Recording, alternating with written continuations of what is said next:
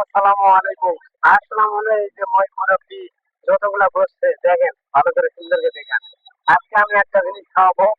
এই যে ভাইয়ার এখানে 12 মাসা আছে।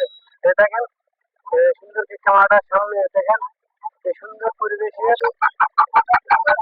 আসলে আমরা কিন্তু এই যে এই 12 মাসা আজকে আমি খাওয়াবো এই যতগুলা মই মুরব্বি এই যে শুনলাম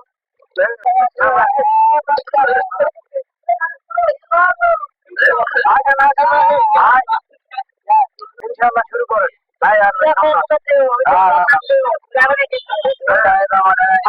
বলছেন আর তো ভাই আপনারা দেখলেন মুরব্বী কেমন স্বাদ আছে খুব খাওয়া হচ্ছে